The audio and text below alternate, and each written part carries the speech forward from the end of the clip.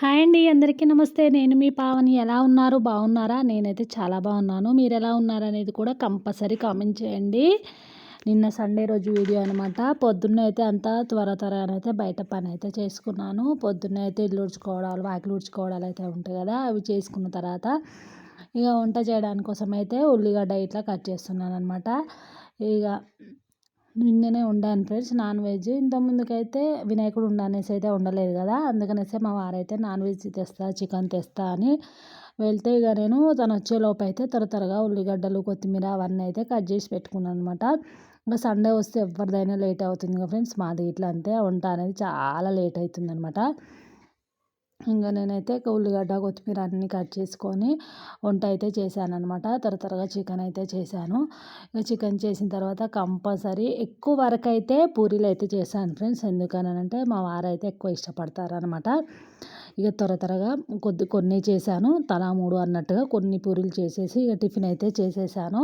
ఇక తొందరగా టిఫిన్ చేశాను. టిఫిన్ చేసిన తర్వాత ఇక ఇంట్లో పని ఉంటుంది కదా, గిన్నెలు తోముకోవడాలు అవి ఇవి అన్నీ ఇక మళ్ళీ ఎంత ఉంటుంది పని. వంట చేసే గిన్నెలు అవన్నీ అయిపోతాయి కదా. టిఫిన్ చేసేసి కొన్ని బియ్యం అయితే మధ్యాహ్నానికి అయితే కొన్ని అయితే బియ్యం అయితే కడిగి పెట్టాను అన్నమాట. టిఫిన్ చేసినప్పుడే 11:30 అయిందనమాట.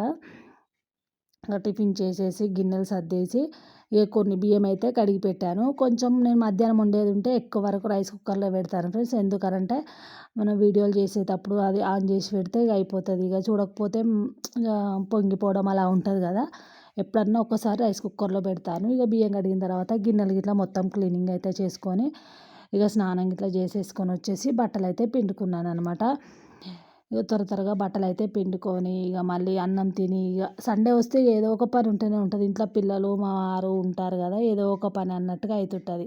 ఇక బట్టలు అయితే పిండేసిన తర్వాత ఇక మళ్ళీ అన్నం అయితే రైస్ కుక్కర్లోనే పెట్టాను. ఎక్కువ వరకు అయితే రైస్ కుక్కర్లో ఏం పెట్టాను ఫ్రెండ్స్ నేను. కాకపోతే ఎప్పుడన్నా మధ్యాహ్నం పూట వండాల్సి వస్తేనే పొద్దున్న అయితే పొయ్యి పైన వండుతాను. ఇట్లా మధ్యాహ్నం పూట వండితే ఇక ఏదైనా పని ఉంటుంది కదా అనేసి అయితే రైస్ కుక్కర్లో పెడతాను.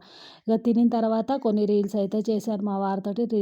రీల్స్ చేసిన తర్వాత సండే రోజు మాకు మార్కెట్ అవుతుంది కదా, అన్ని కూరగాయలు అయితే తెచ్చి అన్నీ దేని దానికి అనేది సర్దుతున్నాను అనమాట. అన్నంకాయ, దొండకాయ, పచ్చిమిర్చి, గోకరకాయ, పాలకూర, కొత్తిమీర కట్ట, దోసకాయ, క్యాబేజీ, టమాటా, స్వీట్ కార్న్ ఇవైతే తెచ్చానమాట. ఇంకా సండేకి అన్నీ ఏమైనా తెచ్చుకోవాలంటే ఇక సండే రోజే తెచ్చుకుంటాము. ఇక మళ్ళీ తర్వాతనైతే నేను రోడ్ మీద అమ్ముతారు ఫ్రెండ్స్. కాకపోతే నేనైతే ఏం వెళ్ళాను అనమాట. ఈ సండే తెచ్చుకునేవే మళ్ళీ సండే వరకు వాడుకుంటాను అనమాట. స్వీట్ కార్న్ అయితే లేతగా ఉంది, 20 రూపీస్ అయితే తెచ్చాను అనమాట. ఉడకబెట్టినవి అయితే తేలే.